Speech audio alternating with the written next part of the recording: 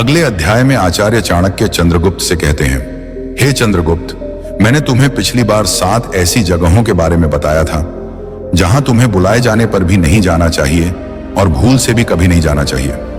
लेकिन आज मैं तुम्हें 7 ऐसी जगहों के बारे में बताऊंगा जहां तुम्हें कोई ना बुलाए तब भी जाना तुम्हारा कर्तव्य है, तुम्हारा फर्ज है और तुम्हारा धर्म भी है। इन जगहों पर हर हाल में जाना चाहिए और वहां शामिल होना तुम्हारे लिए अत्यंत आवश्यक है। ये 7 स्थान ऐसे हैं जहां बिना बुलाए जरूर जाना चाहिए। मैं तुम्हें आज इन बातों का ज्ञान दूंगा और समझाऊंगा। हे चंद्रगुप्त, ये बातें तुम्हारे जीवन भर काम आएंगी, इसलिए मेरी बातों को ध्यान से सुनो क्योंकि ये अनमोल है। यदि आपको हमारी यह वीडियो पसंद आए तो सबसे पहले कमेंट बॉक्स में चाणक्य नीति लिखें और हमारे चैनल को जरूर सब्सक्राइब करें ताकि हमारी हर नई वीडियो सबसे पहले आप तक पहुंचे। साथ ही बेल आइकन दबाना ना भूलें। तो चलिए आज की वीडियो की शुरुआत करते हैं। पहले जगह, भाई या मित्र की पुत्री का विवाह। हे चंद्रगुप्त, तुम्हें पता है भाई और मित्र दोनों ही जीवन में अपने होते हैं। भाई तो जन्म से रक्त के बंधन से तुम्हारे साथ जुड़ा होता है, लेकिन मित्र वह है जिसे तुम अपने आचरण, अपने व्यवहार और अपने स्नेह से अपना बनाते हो। यही कारण है कि मित्रता का बंधन कई बार रक्त संबंधों से भी अधिक गहरा और स्थायी हो जाता है। अब सोचो, जब भाई या मित्र की पुत्री का विवाह हो रहा हो तब क्या यह उचित है कि तुम वहां न जाओ, चाहे उन्होंने निमंत्रण भेजा हो या नहीं। यह अवसर ऐसा है जहां तुम्हें बिना बुलाए भी अवश्य पहुंचना चाहिए, क्योंकि विवाह केवल एक सामाजिक कार्यक्रम नहीं बल्कि यह धर्म, परंपरा और संस्कारों से भरा हुआ एक यज्ञ है। कन्यादान को शास्त्रों में सबसे बड़ा दान माना गया है। मनुष्य चाहे कितनी ही संपत्ति दान कर दे, चाहे अनगिनत गौदान कर दे, किंतु कन्यादान का महत्व सबसे ऊंचा बताया गया है, क्योंकि यह केवल एक दान नहीं बल्कि यह एक परिवार के संस्कार और उसकी गरिमा का प्रतीक है। जब भाई या मित्र अपनी पुत्री को विदा करता है तो उसके हृदय में अनेक भाव उमड़ते हैं, गर्व, पीड़ा, प्रेम और आशा। ऐसे समय में तुम्हारी उपस्थिति उसके मन को बल देती है। हे चंद्रगुप्त, याद रखना, जीवन में एक व्यक्ति अकेले नहीं जी सकता। जब सुख और दुख बांटे जाते हैं तभी जीवन सार्थक होता है। जब तुम बिना बुलाए भाई या मित्र की पुत्री के विवाह में पहुंचते हो तो यह दर्शाता है कि तुम्हारा प्रेम केवल शब्दों में नहीं बल्कि कर्मों में भी जीवित है। तुम्हारी यह उपस्थिति उसके परिवार के लिए संबल बनती है। सोचो, यदि किसी कारण से तुम्हारा और मित्र का संवाद बंद हो गया हो या भाई से दूरी हो गई हो तो क्या इसका अर्थ यह है कि तुम उनके सबसे बड़े अवसर में भी अनुपस्थित रहो? नहीं, बिल्कुल नहीं। उस क्षण सारे मतभेद भुलाकर तुम्हें वहां पहुंचना चाहिए, क्योंकि पुत्री का विवाह केवल उसका नहीं बल्कि पूरे परिवार का और समाज का उत्सव होता है, एक स्नेह और विश्वास का प्रतीक। जब तुम बिना निमंत्रण के भी विवाह में पहुंचते हो तो यह संदेश जाता है कि तुम उस परिवार का सुख दुख सच में अपना मानते हो। यह विश्वास रिश्तों को गहराई देता है। समाज में भी यह देखा जाता है कि कौन व्यक्ति निस्वार्थ भाव से दूसरों के साथ खड़ा है। 2. सामाजिक एकता का संदेश। विवाह केवल 2 व्यक्तियों का नहीं बल्कि 2 परिवारों का मिलन होता है। जब तुम वहां पहुंचते हो तो यह सामाजिक एकता को मजबूत करता है। तुम्हारी उपस्थिति लोगों को यह एहसास कराती है कि इस समाज में कोई अकेला नहीं है। 3. धर्म और पुण्य का अवसर। शास्त्रों में विवाह समारोह में सम्मिलित होने को पुण्यकारी कार्य कहा गया है, क्योंकि विवाह एक यज्ञ है और यज्ञ में सम्मिलित होकर मनुष्य पुण्य अर्जित करता है। हे चंद्रगुप्त, यह मत सोचना कि तुम्हारी उपस्थिति केवल औपचारिकता होगी। नहीं, तुम्हारा वहां पहुंचना उस परिवार के लिए एक आशीर्वाद के समान होगा।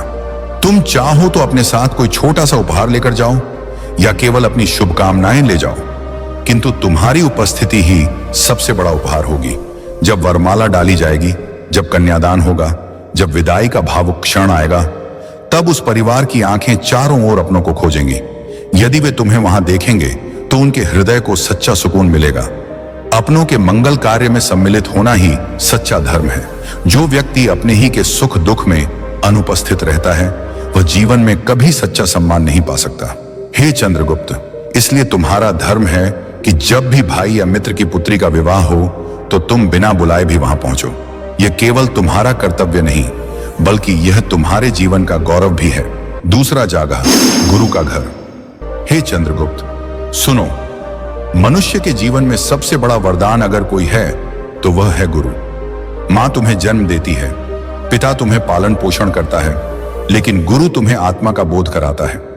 गुरु ही वह है जो तुम्हें अंधकार से प्रकाश की ओर ले जाता है। इसीलिए कहा गया है, गुरु ब्रह्मा गुरु विष्णु गुरु देवो महेश्वर, गुरु साक्षात परब्रह्म तस्मै श्री गुरुवे नमः। अर्थात गुरु ही ब्रह्मा है जो ज्ञान का सृजन करता है, गुरु ही विष्णु है जो ज्ञान की रक्षा करता है, और गुरु ही महेश्वर है जो अज्ञान का संहार करता है। ऐसा गुरु वास्तव में स्वयं परमात्मा का स्वरूप है। हे चंद्रगुप्त, इसीलिए तुम्हें याद रखना चाहिए कि गुरु का घर वह स्थान है जहां तुम बिना बुलाए भी जा सकते हो। वहां पहुंचना तुम्हारा कर्तव्य है, क्योंकि गुरु के घर का द्वार हमेशा शिष्य के लिए खुला होता है। गुरु का घर केवल 4 दीवारों का मकान नहीं है, वह ज्ञान का मंदिर है, वह पवित्र तीर्थ है, वह स्थान है जहां बैठकर शिष्य के जीवन में नए संस्कार, नए विचार और नई दिशा का संचार होता है। गुरु का घर वह स्थान है जहां तुम्हें केवल शास्त्रों की बातें नहीं सिखाई जाती, बल्कि जीवन जीने का तरीका सिखाया जाता है। तुम्हें केवल पुस्तकों का ज्ञान नहीं मिलता, बल्कि व्यवहार और आचरण का ज्ञान भी मिलता है। तुम्हें केवल शब्द नहीं दिए जाते, बल्कि शब्दों में छिपे सत्य का बोध कराया जाता है। इसलिए हे चंद्रगुप्त, यदि तुम सच्चे शिष्य हो तो गुरु के घर जाना तुम्हारे लिए केवल कर्तव्य नहीं, बल्कि सौभाग्य भी है। शास्त्रों में कहा गया है कि यदि कोई शिष्य अपने गुरु की सेवा करता है, उनकी बातों को मानता है और उनके चरणों में विनम्रता से बैठता है, तो उसका जीवन निश्चित रूप से सफल होता है।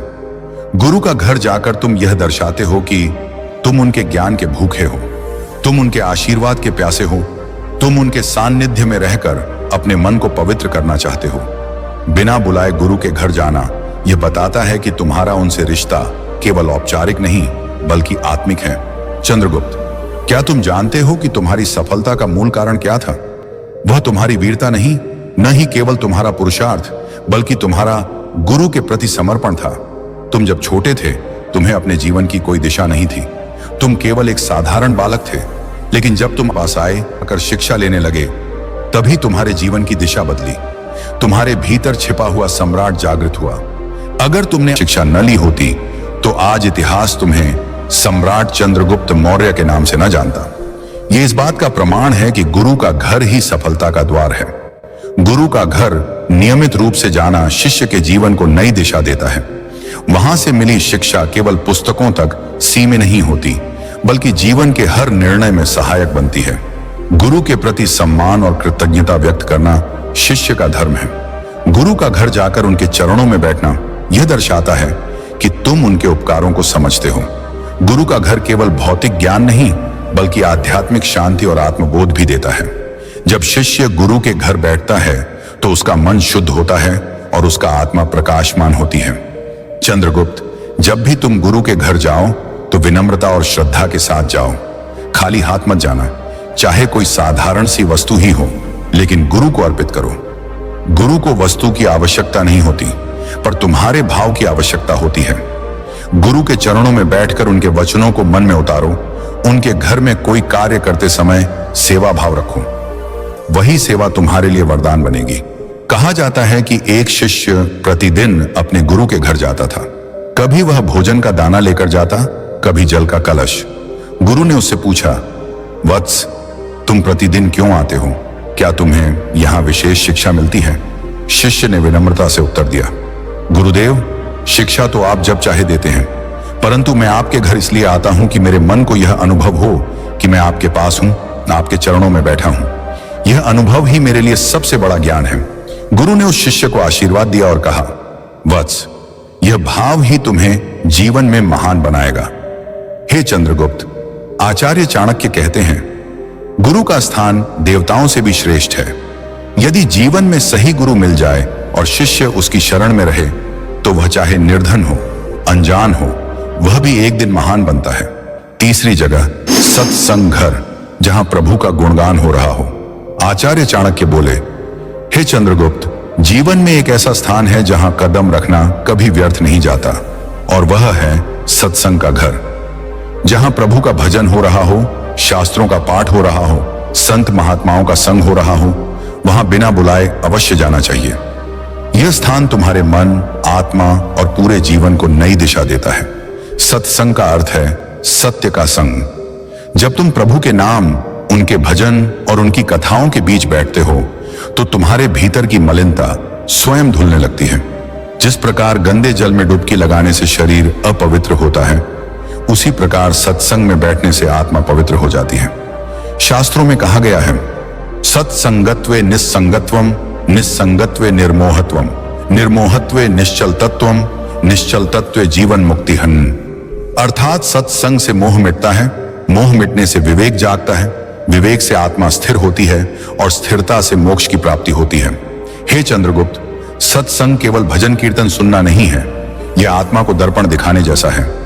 वहां तुम दूसरों के अनुभव से सीखते हो, अपनी गलतियों को पहचानते हो और ईश्वर के प्रति प्रेम जागृत करते हो। सत्संग वह स्थान है जहां मनुष्य की दबी हुई भक्ति बाहर आती है। जैसे दीपक अंधकार को दूर करता है, वैसे ही सत्संग अज्ञान को मिटा देता है। जीवन में इसका सीधा प्रयोग यह है कि जब भी तुम्हारा मन अशांत हो, जब भी जीवन में मार्ग स्पष्ट न हो, तुम्हें सत्संग में जाना चाहिए। वहां की वाणी, वहां के भजन और वहां का माहौल तुम्हें अंदर से बल देंगे। सत्संग में बिना बुलाए जाना तुम्हारी श्रद्धा और भक्ति का प्रमाण है। यह दिखाता है कि तुम्हारे मन में ईश्वर के प्रति प्रेम है। यह समाज को भी संदेश देता है कि तुम्हारा झुकाव धर्म और नीति की ओर है। सत्संग तुम्हें संयम, धैर्य और करुणा सिखाता है। और सबसे बड़ी बात यह है कि सत्संग तुम्हें यह याद दिलाता है कि यह संसार नश्वर है, परंतु ईश्वर शाश्वत है। चौथी जगह, माता पिता का घर। आचार्य चाणक्य ने आगे कहा, हे चंद्रगुप्त, इस संसार में माता पिता सबसे बड़े देवता हैं। उनका घर सबसे पवित्र स्थान है। वहां बिना बुलाए बार बार जाना चाहिए, क्योंकि माता पिता का घर वह द्वार है जहां से तुम्हारा अस्तित्व शुरू हुआ है। शास्त्रों में कहा गया है, मातृदेवो भव, पितृदेवो भव, अर्थात माता को देवता मानो, पिता को देवता मानो। माता पिता के चरणों में स्वर्ग बसता है। वे तुम्हारे प्रथम गुरु हैं। उन्होंने तुम्हें जीवन दिया, संस्कार दिए, शिक्षा दी और कठिनाइयों से बचाया। माता पिता के घर जाना केवल एक सामाजिक कर्तव्य नहीं है, यह आत्मिक कर्तव्य भी है। वहां जाने से तुम्हें आशीर्वाद मिलता है और आशीर्वाद से जीवन की हर कठिनाई सरल हो जाती है। माता पिता के घर बिना बुलाए जाना यह दिखाता है कि तुम्हारे हृदय में उनके लिए आदर और कृतज्ञता है। जीवन की हर सफलता के पीछे माता पिता की दुआ होती है। यदि उनका आशीर्वाद न हो तो कोई भी उपलब्धि अधूरी है। इसीलिए कहा गया है, जननी जन्म भूमिश्च स्वर्गादपि गरियसी। माता और जन्मभूमि स्वर्ग से भी बढ़कर है। इसलिए हे चंद्रगुप्त, चाहे कितने भी व्यस्त रहो, माता पिता के घर बार बार जाओ, उनके चरणों को स्पर्श करो, उनकी सेवा करो और उनसे आशीर्वाद लो। यह तुम्हारा धर्म भी है और नीति भी। पांचवी जगह, अपने सास ससुर का घर। आचार्य चाणक्य ने फिर कहा, हे चंद्रगुप्त, विवाह केवल दो व्यक्तियों का नहीं बल्कि दो परिवारों का मिलन है। विवाह के बाद सास ससुर का घर तुम्हारा दूसरा घर होता है। वहां बिना बुलाए जाना तुम्हारा धर्म है। सास ससुर तुम्हारी पत्नी के माता पिता हैं। यदि तुम उन्हें सम्मान दोगे तो यह तुम्हारे रिश्ते को और गहरा करेगा। शास्त्रों में कहा गया है कि विवाह से बना रिश्ता भी रक्त संबंध जितना ही पवित्र होता है। इसलिए ससुराल का घर केवल एक औपचारिकता नहीं है, बल्कि वह घर भी तुम्हारा अपना घर है। हे चंद्रगुप्त, जब तुम सास ससुर के घर बिना बुलाए जाते हो तो यह दर्शाता है कि तुम्हारे मन में उनके लिए आदर और अपनापन है। यह रिश्तों को मजबूत करता है और परिवार में एकता लाता है। इसीलिए हे चंद्रगुप्त, सास ससुर के घर बिना बुलाए अवश्य जाओ, उनकी सेवा करो, उनकी बात सुनो और उनका दिल जीत लो।